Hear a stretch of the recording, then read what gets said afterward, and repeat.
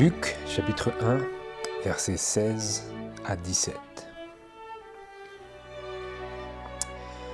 Il convertira plusieurs des enfants d'Israël au Seigneur leur Dieu, et il marchera devant lui dans l'esprit et la puissance d'Élie, pour tourner les cœurs des pères vers les enfants, et les rebelles à la sagesse des justes, afin de préparer un Seigneur, un peuple bien disposé.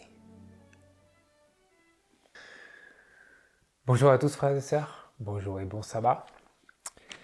Je prie que le Seigneur vous bénisse en ces moments de sabbat et moments de méditation, tout particulièrement. Nous poursuivons notre méditation sur notre série sur le troisième Élie. Nous avons parcouru déjà 2 études, la première jetant les fondements de notre compréhension du troisième Élie à la lumière de la Bible. Nous sommes encore dans cette étude du sujet à la lumière des paroles de l'Écriture pour que nous établissions un fondement intelligent et que nous sachions donner des raisons de notre croyance à la fois à nous-mêmes et aux personnes auxquelles nous sommes, auxquelles Dieu désire que nous partagions la lumière. Le troisième Élie, nous avions vu un exposé biblique.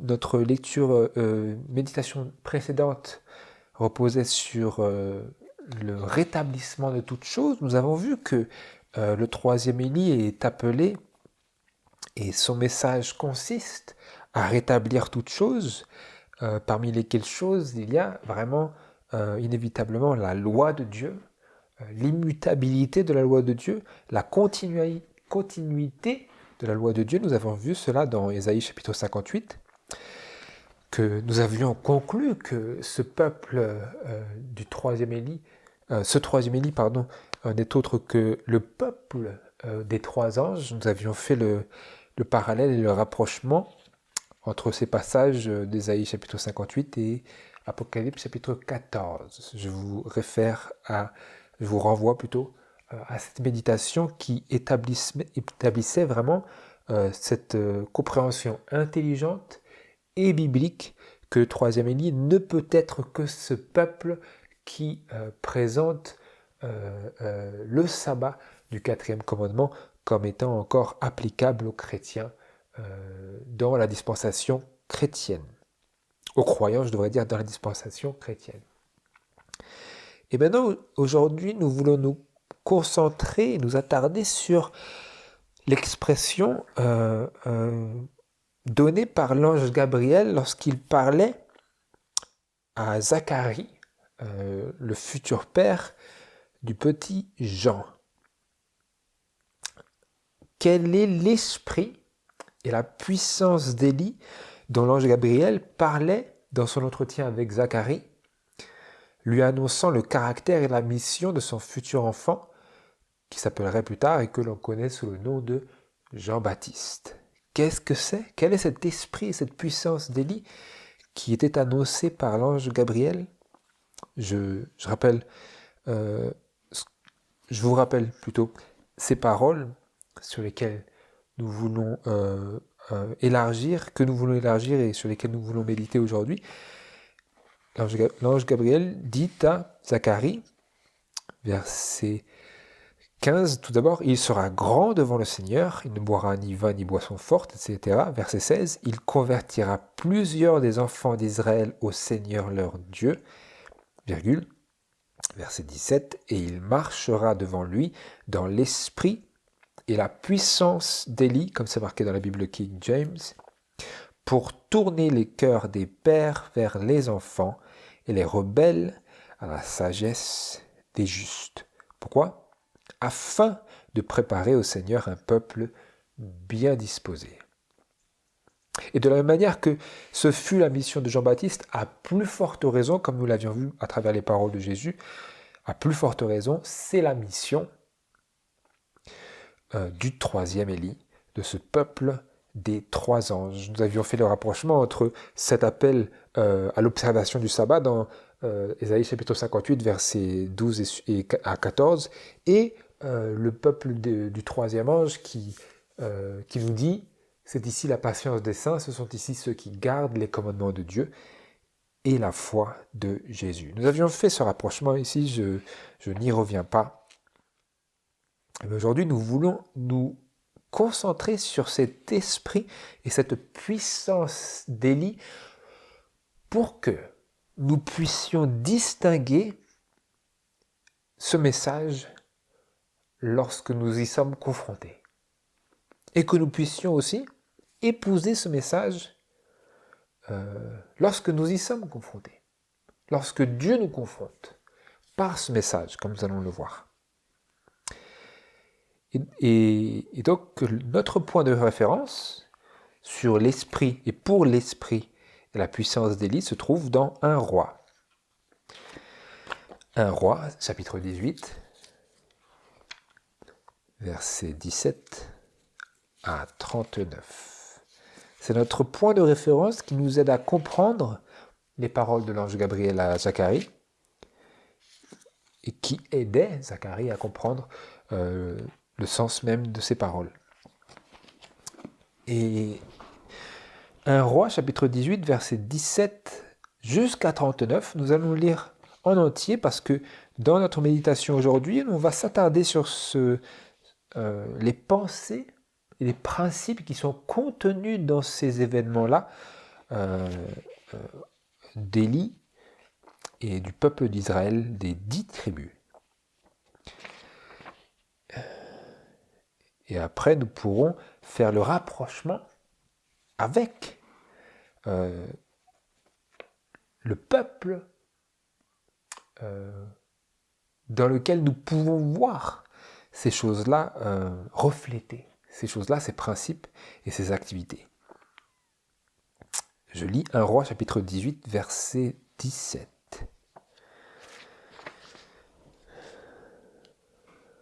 Donc juste avant, dans le contexte, Élie s'est présenté à Abdias et il lui a dit, voilà, appelle Achab. Et Abdias dit, mais si j'appelle Achab, toi tu vas disparaître, et ensuite Achab il va me mettre à mort, etc. Donc il y avait cet entretien.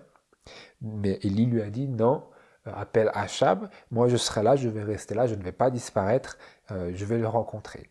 Donc Abdias a fait ce qu'il lui a demandé. Abdias s'en alla donc au verset 16, à la rencontre d'Achab, il lui fit son rapport, et Achab vint au devant d'Élie. Et nous reprenons ici le narratif à partir du verset 17. Je lis. Et aussitôt qu'Achab eut vu Élie, il lui dit, « Est-ce toi, perturbateur d'Israël ?» Mais Élie répondit, « Je n'ai point troublé Israël, mais c'est toi et la maison de ton père, en ce que vous avez abandonné les commandements de l'Éternel, et que tu es allé après les Baals. Mais maintenant, envoie et fais assembler vers moi à la montagne de Carmel tout Israël, et les 450 prophètes de Baal, et les 400 prophètes d'Ashéra qui mangent à la table de Jézabel. » Et Achab envoya vers tous les enfants d'Israël, et rassembla les prophètes à la montagne de Carmel. Donc, Achab a fait ce que Élie a demandé. Il a rassemblé tous les prophètes de Baal qui semblait être le sacerdoce qui guidait spirituellement le peuple d'Israël sous la direction d'Achab. À savoir, le peuple d'Israël, là nous parlons des 10 tribus qui s'étaient séparées des 2 tribus de Juda et de Benjamin à Jérusalem. C'est à ce peuple-là, ces 10 tribus, ce grand Israël, on pourrait dire que la mission d'Élie était dirigée, on pourrait dire ça. Et nous continuons au verset 21. « Puis Élie s'approcha de tout le peuple et dit, « Jusqu'à quand boiterez-vous des deux côtés? Si l'Éternel est Dieu, suivez-le. Mais si c'est Baal, suivez-le. Mais le peuple ne lui répondit pas un mot. Alors Élie dit au peuple, « Je suis demeuré seul prophète de l'Éternel, et les prophètes de Baal sont 450 hommes.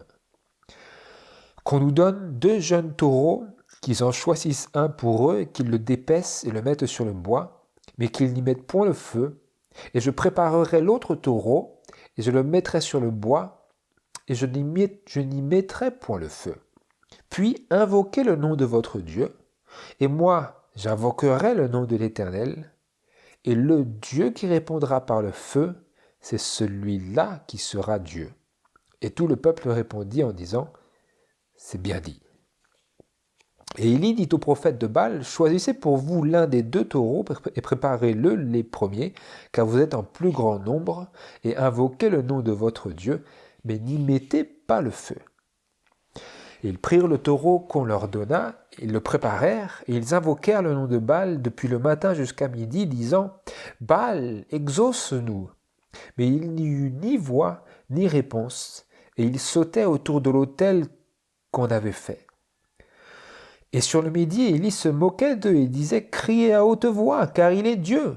Mais il pense à quelque chose, ou il est à quelque affaire, ou en voyage. Peut-être qu'il dort, on s'éveillera. » Eux, criaient donc à voix haute, et ils se faisaient des incisions avec des couteaux et des lancettes, selon leur coutume, jusqu'à ce que le sang coulât sur eux. Et lorsque midi fut passé, et qu'ils eurent fait les prophètes jusqu'au temps où l'on offre l'oblation, sans qu'il y eût ni voix, ni réponse, ni aucune apparence qu'on eût égard à ce qu'il faisait, alors Élie dit à tout le peuple, « Approchez-vous de moi. » Et tout le peuple s'approcha de lui, et il répara l'autel de l'Éternel qui était démoli. Et Élie prit 12 pierres, selon le nombre des tribus des enfants de Jacob, auxquelles la parole de l'Éternel avait été adressée en lui disant, « Israël sera ton nom. » Et il bâtit de ces pierres un autel au nom de l'Éternel. Puis il fit, autour de l'autel, un canal de la capacité de 2 mesures de semence, et il rangea le bois, et dépeça le taureau, et le mit sur le bois. Et il dit, « Remplissez d'eau 4 cruches, et versez-les sur l'holocauste, et sur le bois. » Puis il dit, « Faites-le une seconde fois. » Et ils firent une seconde fois, et il dit encore, « Faites-le une 3e fois. » Et ils le firent une 3e fois. De sorte que les eaux allaient autour de l'autel, et même il remplit d'eau le canal. Et au temps où l'on offre l'oblation, le prophète Élie s'approcha et dit, « Éternel, Dieu d'Abraham, d'Isaac et d'Israël, qu'on connaisse aujourd'hui que tu es Dieu en Israël, et que je suis ton serviteur, et que c'est par ta parole que j'ai fait toutes ces choses. Exauce-moi, Éternel, exauce-moi, et que ce peuple connaisse que c'est toi, Éternel, qui es Dieu, et que c'est toi qui ramènes leur cœur. » Alors le feu de l'Éternel tomba, et il consuma l'holocauste et le bois et les pierres et la poussière, et absorba l'eau qui était dans le canal. Et tout le peuple, voyant cela, tomba sur son visage et dit, « C'est l'Éternel qui est Dieu, c'est l'Éternel qui est Dieu. » Et ensuite, Élie s'en alla ordonner que l'on mette à mort les prophètes de Baal, ce qu'il fit. Et ensuite, ça continue. Et ensuite, il annonce qu'il va y avoir des pluies. Et en effet, la pluie vient, etc. Ça poursuit. Mais nous voulons nous concentrer ici, tout particulièrement, j'ai lu jusqu'à la fin, pour que ça soit fait déjà. Nous voulons nous concentrer sur le début ici, avant qu'il y ait cette espèce de tournoi de qui fait venir le feu sur son autel. De toute évidence, Baal n'a pas pu répondre, Comme il disait, Élie, leur Dieu n'existait pas, donc ils ne pouvaient pas répondre. Et nous disons tout particulièrement que il fut, dans l'esprit de prophétie, qu'il fut très alerte pour s'assurer que les prophètes de Baal n'aient pas recours à des stratagèmes pour faire venir le feu. Et au verset 17 et 18, c'est là que c'est particulièrement intéressant. Et ensuite, bien sûr, au verset 21. Au verset 17 et 18, nous lisons que nous pouvons conclure que l'esprit d'Élie consiste à attirer l'esprit des adorateurs à la vraie religion. Parce que regardez, Achab lui disait, est-ce toi qui troubles Israël, comme c'est marqué dans la Bible King James? Élie lui répondit, je n'ai pas troublé Israël, je n'ai point troublé Israël, mais c'est toi et la maison de ton père en ce que vous avez abandonné les commandements de l'Éternel. Donc le message d'Élie consiste à ramener le peuple de Dieu à la vraie religion, à la vraie adoration. Parce que il a attiré l'attention d'Achab et de ceux qui étaient à sa suite sur le fait qu'ils avaient abandonné quelque chose.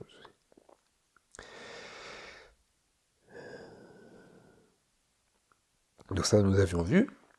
Ensuite, au verset 21, nous voyons, c'est là que ça devient très intéressant, et c'est vers cela que je voulais tout particulièrement attirer notre attention. Nous voyons au verset 21 que le message présenté dans l'esprit et la puissance d'Élie suscite très souvent le silence et l'indifférence. C'est là que nous faisons le parallèle. Comment est-ce que nous pouvons dire ça? Parce que lorsque Élie annonça au peuple et leur demanda « Jusqu'à quand boiterez-vous des deux côtés? Si l'Éternel est Dieu, suivez-le, mais si c'est Baal, suivez-le. » Ayant fait cette déclaration, nous lisons que le peuple ne lui répondit pas un mot. Et de la même manière, nous pouvons nous attendre à ce que, sous l'influence et le message du troisième Élie, nous soyons également, et que le peuple de Dieu se trouve également confronté au silence et à l'indifférence. Parce que c'est une réaction qui est directement, par rapport à notre point de référence biblique ici, qui est directement liée au message donné dans l'esprit et la puissance d'Élie. Quel est l'esprit? L'esprit est un appel à la vraie religion, mais un appel à ne plus boiter. Pourquoi le silence? Le silence parce qu'on ne peut rien dire contre la vérité. C'est indiscutable. Quand il disait qu'ils avaient abandonné les commandements de Dieu et qu'ils suivaient Baal, un peu Dieu et un peu Baal, ils ne pouvaient pas contredire cela. Élie avait raison. Et cette vérité réduit au silence toute contestation et l'indifférence parce que la profonde mondanité de ces derniers jours, dans lesquels le troisième Élie opère, est comme une carapace contre les solennels avertissements de Dieu qui rend l'âme insensible même aux plus forts appels, l'indifférence. Pourquoi sommes-nous indifférents? Pourquoi rencontrons-nous l'indifférence? À cause de la profonde mondanité du monde. De sorte que on n'a rien à répondre à un appel si juste. Qu'est-ce que c'est qui fait cela? Qu'est-ce qui fait que nous sommes indifférents? Le monde a accaparé nos affections et nous n'avons rien à répondre. Parce que nous voulons continuer. Du moins, c'était la raison pour laquelle eux répondaient de cette manière. Et quand Élie dit « Jusqu'à quand boiterez-vous des deux côtés ?» Vous voyez ici qu'Élie était lui-même confronté à un esprit d'indécision. Un peu ci, un peu là. N'est-ce pas aussi? Ce à quoi nous sommes confrontés même parmi ceux-là qui se réclament d'appartenir à Dieu et à son peuple, parmi nous-mêmes qui nous réclamons d'une telle appartenance, d'une telle identité, Élie était confronté à un profond esprit d'indécision, à un mélange de la religion de Dieu avec la religion du diable. Parce que Baal, ce n'est autre qu'un nom pour le diable. Et donc c'est un peu le parallèle à cela de nos jours, c'est un mélange de Dieu et du monde. Servir un peu Dieu, servir un peu le monde, et cela donne cet esprit d'indifférence aux appels d'Élie. De la même manière qu'aux appels du troisième Élie, peut-être. Et l'esprit et la puissance d'Élie étaient nécessaires pour Jean-Baptiste, le deuxième Élie, et seraient également nécessaires pour le troisième Élie. Pourquoi ? Pour la simple et bonne raison que les mêmes circonstances et la même condition spirituelle d'apostasie dans le peuple de Dieu qui existait du temps d'Élie existent encore aujourd'hui. Quelles conditions ? D'aimer un peu Dieu, de servir un peu Dieu et de se servir un peu soi-même, d'aimer un peu le monde.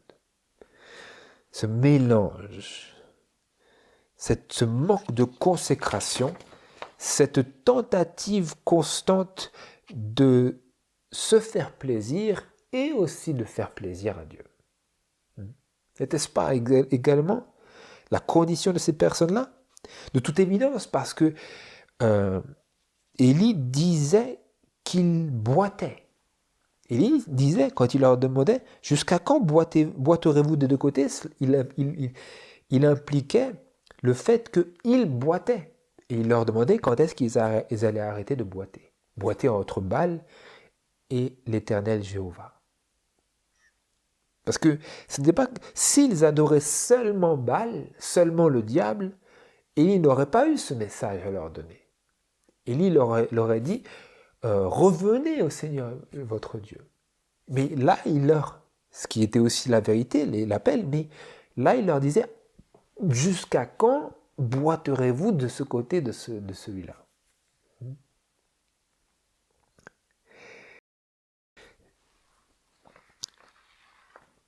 Et c'est intéressant parce que nous réfléchissons au parallèle actuel de cette condition spirituelle du peuple d'Israël, des 10 tribus du temps d'Élie, et nous réalisons que l'activité individuelle et corporative dans l'ensemble de l'Église, consistant à boiter des deux côtés, est en fait celle qui fait naître la nécessité d'un témoignage rendu dans l'esprit et la puissance d'Élie. Qu'est-ce qui fait naître cette nécessité d'un témoignage rendu dans l'esprit et la puissance d'Élie ? Ce boitement des deux côtés, à la fois dans l'activité individuelle des croyants, de leur vie individuelle, et corporative dans le corps des églises. Ce n'est plus simplement une activité individuelle, mais c'est une activité corporative dans laquelle les églises comportent et sont animées de cet esprit de boitement, de servir un peu Dieu et servir un peu le monde. C'est ça qui fait naître dans les derniers jours, comme cela faisait naître du temps d'Élie, la nécessité d'un tel message. Et il faut aussi noter, il convient aussi de noter que la difficulté croissante, c'est qu'un tel témoignage tranchant requiert une consécration en harmonie avec l'appel sans équivoque d'Élie. Qu'est-ce que je veux dire par là ? Pour qu'un tel témoignage existe, il nous faut avoir une consécration qui soit en harmonie avec l'appel sans équivoque d'Élie, c'est-à-dire que pour pouvoir donner, rendre un tel témoignage, il nous faut nous-mêmes être en harmonie avec l'appel sérieux d'Élie au peuple de Dieu et de Dieu à son peuple. Et donc la question qui se pose lorsque nous sommes en train ici de méditer ces paroles-là, frères et sœurs, et d'en voir l'application dans les jours dans lesquels nous vivons, la question qui se pose, c'est sommes-nous prêts à faire preuve d'une telle consécration et d'un tel dévouement? Parce que alors seulement pouvons-nous avoir l'assurance que nous appartenons en toute réalité au message du troisième Élie. Quand nous savons et que nous sommes réellement prêts et que nous manifestons cette préparation à faire preuve d'une telle consécration et d'un tel dévouement. Quelle consécration? Celle qui est en pleine harmonie avec l'appel sans équivoque d'Élie. Quel est l'appel? À ne plus boiter. C'est vraiment sérieux. C'est sérieux et c'est simple à la fois. C'est est-ce que je suis prêt à ne plus boiter? Et pour cela, Dieu nous conduit. Je pourrais ici lire plein de passages et tout, ce que je n'ai pas forcément préparé, et ce qui pourrait être vérifiable très facilement. Mais je tiens quand même à dire que Dieu nous conduit individuellement et corporativement pour parvenir à ce seuil de décision que nous n'allons plus boiter. Parce que seule une personne qui ne boite plus peut appeler au peuple de Dieu à cesser de boiter, à cesser d'alterner, entre guillemets, entre le servir Dieu et se servir soi-même. Aimer Dieu et aimer le monde. Un mélange constant. Ça vous rappelez quelque chose, nous allons y aller.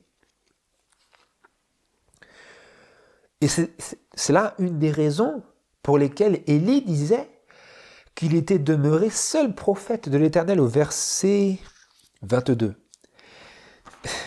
C'est là que ça devient intéressant ici. Donc vous voyez ici, nous avons lu l'histoire d'Élie, et nous voyons, réfléchissons bien à la lumière de la parole de Dieu, à la lumière aussi, je le noterai en passant, des nombreuses déclarations de l'esprit de prophétie. Vous voyez que combien ces choses-là sont applicables, combien ces choses-là sont une réelle illustration vivante des choses que nous vivons et que nous traversons aujourd'hui. Et après que Élie leur ait dit cela, ce message qui naissait de l'évidence de leur boitement incessant, et après que, ayant prononcé ce message, le peuple ne lui répondit pas un mot, resta silencieux, alors Élie dit au peuple, verset 22, « Je suis demeuré seul prophète de l'Éternel, et les prophètes de Baal sont 451. Il n'y a plus que moi. Il n'y a plus que moi. » Confronté à leur absence de réponse totale, il fut animé de cette pensée, « Il n'y a plus que moi. Vous ne voulez pas servir Dieu, je ne trouve personne qui veuille servir Dieu avec une entière consécration. » Et ce qui fut, c'est l'esprit, la puissance d'Élie ici, ce qui fut l'expérience d'Élie sera également l'expérience de ceux qui acceptent de vivre en harmonie avec et de rendre un tel témoignage. Quelle sera l'expérience? D'être confronté au silence. Parce que bien que, après avoir été confronté à la preuve manifeste et évidente que l'Éternel était Dieu et qu'ils s'exclamèrent tous au verset 39 que c'est l'Éternel qui est Dieu, ça ne veut pas dire qu'ils restèrent fidèles après, nous n'en savons rien. Vous comprenez? C'est la même chose que une personne méchante. Pensez à Saul, je crois qu'on dit Saul ou Saül, je ne sais plus. Le roi, celui qui était roi d'Israël avant David, parfois, David était allé voir Saul et il avait vu dans son sommeil et il ne lui avait rien fait. Et ensuite, plus tard, David, il a dit, je ne t'ai pas touché, voilà, c'est toi qui es roi d'Israël, comment est-ce que je pourrais toucher loin d'Israël? Et Saül, oui, je crois qu'on dit Saül, Saül lui a dit, tu es plus juste que moi. Donc il a reconnu que David était juste, mais est-ce que Saül a pour autant fait ce qui était juste, ce qui était juste devant Dieu par la suite? Non. Donc le fait de reconnaître quelque chose, ça ne veut pas dire que nous allons vivre en harmonie avec cette chose. De la même manière que le fait que le peuple d'Israël ici, qui était présent à la montagne de Carmel, dit à voix que c'était bien l'Éternel qui était Dieu, ça ne veut pas dire qu'ils ont cessé d'adorer les Baals. Vous comprenez? Il faut bien faire cette distinction. Et c'est pour ça qu'on peut conclure et réaliser que ceux qui se revêtent du même esprit et de la même puissance qui animait Élie se verront confrontés aux mêmes angoisses, aux mêmes solitudes. Cela peut paraître, quand vous y réfléchissez, cela peut paraître très glamour, très héroïque et excitant sur le papier, de lire que voilà, le feu est descendu et il a eu la victoire, les prophètes de Baal ont été exterminés. Mais la réalité, c'est que l'opprobre et l'indifférence attendent ceux qui choisissent d'endosser la mission du troisième Élie. Bien qu'il peut y avoir des moments où beaucoup de personnes admettent que c'est la vérité, ça ne veut pas dire que cela va devenir des disciples. Vous voyez? Donc sur le long terme, c'est l'opprobre et l'indifférence qui attendent ceux qui choisissent d'endosser la mission du troisième Élie. Et c'est en cela qu'il y a besoin de cette patience des saints. Parce que sans cette patience de la persévérance, comme c'est marqué, je crois que dans la Bible second, il y a marqué, c'est ici la persévérance des saints, et je ne vais pas contester cela. Sans cette patience de la persévérance, qu'est-ce qui va nous arriver? Si nous sommes vraiment confrontés à cette expérience qui fut celle d'Élie, et que nous ferons également si nous rendons ce même témoignage qu'il avait rendu et qu'il rendait, sans cette patience de la persévérance, nous sombrerons nous-mêmes précisément dans cette apathie morale et spirituelle du peuple apostat auquel Élie le prophète était envoyé. Cette même apathie du fond de laquelle nous sommes pourtant appelés à sortir le peuple de Dieu. Ça vous rappelle peut-être quelque chose? Dans Apocalypse chapitre 18 verset 4. C'est important cela, vraiment important. Vous vous direz, non mais je sais pas, ça fait depuis 30 minutes que tu parles, tu n'as pas lu un verset. C'est parce que nous avons besoin de réfléchir pour réaliser, entre guillemets, l'applicabilité de ce que nous lisons ici, pour voir à quel point, dans quelle mesure, ce que nous lisons est applicable et à quel point nous aussi, nous sommes illustrés par ces personnes-là au sujet desquelles Élie disait qu'il boitait entre Dieu et Baal. Vous voyez? Qu'est-ce que cela vous rappelle? Le fait que nous sommes appelés à sortir le peuple de Dieu de cette apathie-là, qui est elle-même pour nous un danger. Apocalypse chapitre 18, verset 4. L'autre voix. Après l'autre ange d'Apocalypse chapitre 18, verset 1 à 3, qui n'est autre que le grand cri du troisième ange, je lisais, Je lis plutôt, puis j'entendis une autre voix du ciel qui disait, sortez du milieu d'elle, mon peuple, de peur que, participant à ses péchés, vous n'ayez aussi part à ses plaies. Sortez du milieu d'elle. Mais simplement, pour appeler et pour être utilisé pour annoncer un tel message, il faut être nous-mêmes sortis. Mais pour sortir, cela ne veut pas simplement dire sortir d'une organisation. Parce que vous pouvez sortir de la ville et avoir encore la ville dans votre cœur. Vous comprenez? Vous pouvez sortir d'un lieu et encore avoir l'esprit du lieu en vous.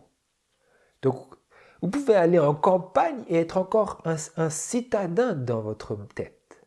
Vous voyez? C'est pour cela que nous avons besoin de la patience. Pas de la patience, simplement une patience passive. Nous ne sommes pas des yogis, nous ne sommes pas appelés à faire du yoga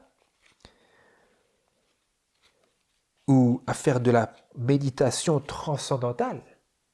Pas cette patience-là. Ce n'est pas de la patience qui est spirituelle. Parce que nous pouvons méditer, nous vider l'esprit et pourtant être tout autant charnels. Non, la patience qu'il nous faut, c'est la patience de la persévérance. Persévérance dans quoi? Persévérance en renonçant aux œuvres de la chair afin de ne pas sombrer dans cette apathie-là, morale et spirituelle, de ces mêmes personnes auxquelles nous voulons et pour lesquelles nous voulons exercer un ministère afin de les sortir. Et donc, nous voyons ici, frères et sœurs, lorsque nous allons dans Apocalypse chapitre 3, versets 14 à 19, Apocalypse chapitre 3, versets 14 à 19, le message de Jésus à l'ange de l'église de Laodicée nous rappelle quelque chose. Parce que le message du troisième Élie, donné dans l'esprit et la puissance d'Élie, est donc un appel à deux tranchants. Le premier tranchant s'adresse aux observateurs du dimanche. Il les exhorte à prendre au sérieux la loi éternelle et divine des 10 commandements, en retenant leurs pieds au jour du sabbat, comme nous avions vu dans l'étude précédente, comme c'est marqué dans Ésaïe chapitre 58, versets 12 à 14. Au jour du sabbat, du 7e jour, le jour que Dieu avait béni. Et l'autre tranchant, celui que nous voulons lire, s'adresse au peuple même à qui Dieu a confié les vérités pour ces derniers jours, qui ne sont autres que les adventistes du 7e jour. Et que dit cet autre tranchant? Comment est-il exprimé dans la parole de Dieu par lequel nous pouvons voir l'esprit et la puissance et le message d'Élie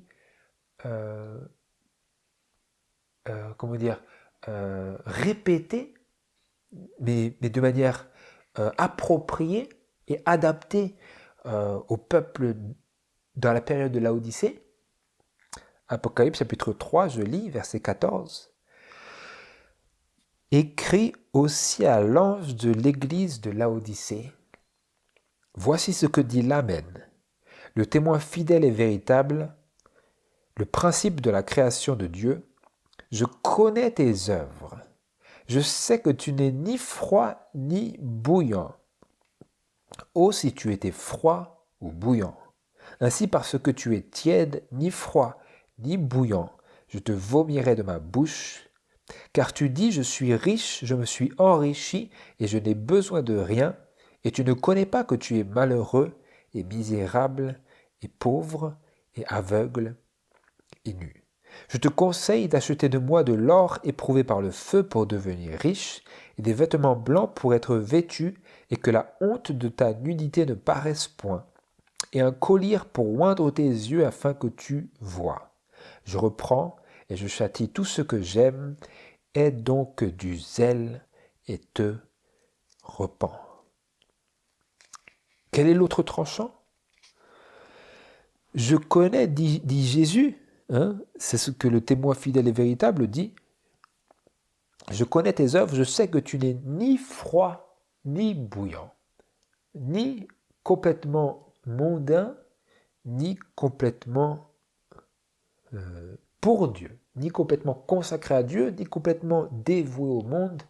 Tu boites des deux côtés. Vous voyez le rapport? Vous voyez donc que le peuple qui va dans l'esprit et la puissance d'Élie, ce troisième Élie, ce n'est autre que le peuple à qui Jésus s'adresse, faisant écho à ce même message que Élie donnait au peuple d'Israël. Et donc, Dieu s'adresse ainsi à l'ange de l'église de Laodicée, qui n'est autre que le ministère, et ensuite le ministère s'adresse ainsi au peuple, et enfin du moins certaines personnes adressent et relatent le message, et c'est de cette manière que le message est présenté au peuple de Dieu. Vous voyez? Présenté à qui? Au peuple de Dieu dans Babylone, et au peuple de Dieu qui a les vérités qui sont censées appeler un peuple à sortir de Babylone. Vous voyez? Donc, nous voyons que le message du troisième Élie est un appel à deux tranchants. Vous comprenez? Donc ce n'est pas juste, nous prenons toutes les vérités de la parole de Dieu, toutes les déclarations de l'esprit de prophétie pour les diriger à d'autres personnes. Non, parce que c'est à deux tranchants. Les choses que nous voulons fournir aux autres et par lesquelles nous voulons aider les autres sont par la même occasion destinées à nous aider, à nous délivrer, à nous sauver, à nous garder de sombrer dans l'apathie morale et spirituelle qui caractérise cette dernière génération, que ce soit des chrétiens observateurs du dimanche ou des adventistes du 7e jour, qu'ils soient réformateurs ou non. C'est l'esprit qui flotte, qui vole, qui survole ce monde chrétien moderne, cet esprit d'apathie et d'indifférence qui poussait Élie à déclarer « Je suis, il n'y a plus que moi, Seigneur ». Et à un autre endroit, je ne sais plus trop où, Dieu lui a dit que j'ai encore 7000 qui n'ont pas fléchi le genou devant Baal. Mais pour ce qui est de Élie, lui, il n'était pas au courant de ces personnes-là. Il ne les avait pas vues, il ne les avait pas rencontrées. Autrement, il n'aurait pas dit quelque chose pareil. Vous comprenez? Donc souvent, dans ce troisième Élie, nous nous retrouverons confrontés à une parfaite indifférence, un profond silence. C'est le silence parce qu'il n'y a rien à dire. Ce que vous dites est la vérité, mais ce n'est pas pour autant que j'ai envie d'y adhérer. Je n'ai pas envie de me dévouer à cela, me consacrer à cela. Vous comprenez? L'esprit, c'est que l'apathie morale et spirituelle régit et prévaut dans le monde chrétien, sans parler du monde au-delà de la profession de foi en Jésus-Christ. Vous discernez? Et donc, aller dans l'esprit et la puissance d'Élie, ce n'est pas juste faire une expérience qui semble héroïque, qui nous paraît excitante. Non, c'est avoir l'esprit, avoir la puissance, avoir la persévérance pour adhérer corps et âme et esprit au message que nous voulons donner. Parce que si nous n'y sommes pas nous-mêmes dévoués, en renonçant à nous-mêmes, en marchant dans le renoncement, en marchant dans la justice, en faisant ce qui est juste plutôt que ce qui est mal, en dépendant de Dieu et en acceptant ses réprimandes, alors nous serons dans la même apathie qui est déclarée au sujet des personnes que nous croyons être dans le besoin. Vous voyez? Nous disons, voilà, le sabbat c'est le jour de l'Éternel, il faut que vous gardez le sabbat, mais nous ne marchons pas dans la vérité. Vous comprenez? Donc à ce moment-là, c'est pour ça que le message d'Élie est à deux tranchants en ce qu'il est destiné aux deux catégories, pour ainsi dire. À la fois celles qui comme c'est marqué ici, ont les vérités menant au salut, les vérités pour ces derniers jours, les vérités des trois anges, et les personnes qui n'ont pas ces vérités. Ces deux catégories-là. Mais souvent, j'ai remarqué, et c'est là que nous sommes humiliés, souvent, que nous sommes, ça nous rend humbles, c'est que parmi les observateurs du dimanche, souvent, nous discernons que ces personnes-là ont plus de dévouement, parfois, que nous, qui professons avoir tant de connaissances, mais qui pourtant, souvent, parfois, ne marchons pas en pleine harmonie avec ce que nous savons être la vérité et ce que nous savons et que nous connaissons être notre devoir. Et donc en cela, Dieu, c'est ce que j'avais marqué, Dieu est un Père bon et juste et équitable en ce qu'il donne à chaque enfant sa juste réprimande. L'enfant qui n'observe pas le sabbat, mais qui cherche à adorer Dieu, qui n'est pas rebelle aux vérités pour ces derniers jours, Dieu lui donne ce dont il a besoin, et celui qui a toutes les vérités, que dit-il? Que dit Jésus? Que dit Dieu? Il dit, voilà, je connais tes œuvres. Je reprends et je châtie tout ce que j'aime, et donc du zèle et te repens. Te repens de quoi? Te repens de boiter. Te repens de boiter. Vous comprenez, frères et sœurs? Ni froid ni bouillant, c'est boitant des deux côtés. Un peu pour Dieu, un peu pour le monde. Le troisième Élie est envoyé pour remédier à cette condition laodicéenne. Et c'est là que j'arrive à cette, entre guillemets, conclusion, mais qui n'est en réalité pas une conclusion, mais un élargissement de l'envergure de ce message. C'est là que nous voyons qu'en réalité, l'esprit sous-jacent de ce troisième Élie, c'est le témoignage de Jésus. Vous comprenez? Parce que le témoin fidèle et véritable, que dit-il? Quelle est l'essence de son message? Il révèle au peuple même qui a la vérité pour sa dernier temps qu'il n'est pas comme il devait être, qu'il n'est pas dévoué comme il devrait être, qu'il n'est pas consacré comme il devrait l'être s'il veut réellement accomplir sa mission. Et il le traîne dans sa propre poussière. Il dit, voilà, tu dis que tu es riche, que tu t'es enrichi, que tu n'as besoin de rien, mais tu ne sais pas. Tu ne connais pas que tu es en réalité malheureux, misérable, pauvre et aveugle et nu. Et donc Jésus ne nous laisse pas dans notre décadence morale et spirituelle.